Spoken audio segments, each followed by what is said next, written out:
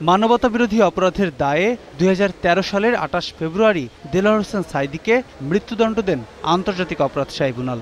পরবর্তীতে 2015 সালের 17 সেপ্টেম্বর সাঈদীর মৃত্যুদণ্ডের সাজা কমিয়ে তাকে আমৃত্যু কারাদণ্ড দেয় আপিল বিভাগ। ওই বছরের 31 ডিসেম্বর প্রকাশ পায় 614 পৃষ্ঠার পূর্ণাঙ্গ রায়। এ রায়ের বিরুদ্ধে সাঈদীর সর্বোচ্চ সাজা বহাল চেয়ে আপিল করে রাষ্ট্রপক্ষ। তবে সাজা কমিয়ে খালাস চেয়ে রিভিউ আবেদন করে তার আইনজীবীরা। রিভিউ আবেদনের প্রথম দিনের শুনানিতে অংশ নেয় আসামিপক্ষ। যে সাক্ষ্য প্রমাণের ভিত্তি করে এইগুলো দেওয়া হয়েছে সেটা সঠিক হয় না। আপিলের পরে আমরা জাজমেন্ট দেখেছি এই জায়গায় আপিল বিভাগের মাননীয় জাজরা সঠিক মূল্যায়ন করেনি। যদি মূল্যায়ন হতো তাহলে আসামিকে সাজা দেওয়া যেত না। সোমবার শুনানি করবে রাষ্ট্রপক্ষ। তবে সাঈদীর সর্বোচ্চ সাজায় আশা করছেন রাষ্ট্রের প্রধান আইন কর্মকর্তা। যেহেতু সর্বোচ্চ আদালত বলেছে যে সে অপরাধী, সুতরাং তাকে ফাঁসি দেওয়াটাই ছিল একান্ত প্রয়োজন।